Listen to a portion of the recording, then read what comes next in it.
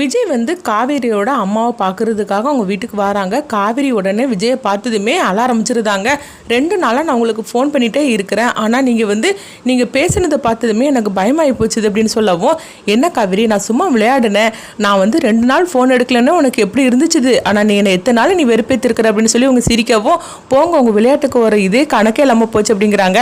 அப்போ காவேரியோட அம்மா வரவும், சொல்லுங்க என்னை பார்க்கணுன்னு சொன்னீங்களா அப்படிங்கவோ, என்ன தம்பி இதை நான் உங்ககிட்ட வந்து கொஞ்சம் கூட நான் எதிர்பார்க்கவே இல்லை அப்படிங்கிறாங்க.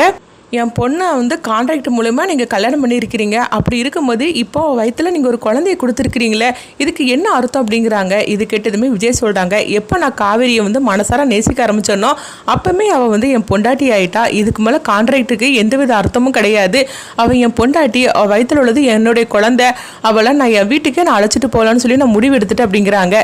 இது கேட்டதுமே காவேரி சந்தோஷப்படுறாங்க. அப்போ காவேரியோட அம்மா சொல்கிறாங்க, உங்கள் பாட்டியும் சித்தியும் இந்த மாதிரிக்கு வந்து உங்கள் 2 பேருக்கும் விவாகரத்தை பண்ணணும்னு சொல்லிட்டு டைவர்ஸ் பேப்பர்ல கையெழுத்து வாங்குறதுக்காக வந்தாங்க. அப்ப அதுக்கு என்ன அர்த்தம் அப்படிங்கும்போது, அத்தை அவங்க என்னனாலும் பண்ணியிருக்கலாம், ஆனால் அதுக்கு எனக்கு எந்த சம்மந்தமும் கிடையாது, காவேரி என்னோட மனைவி, நான் அவளை இப்பவுமே நான் வீட்டுக்கு அழைச்சிட்டு போறேன் அப்படிங்கிறாங்க.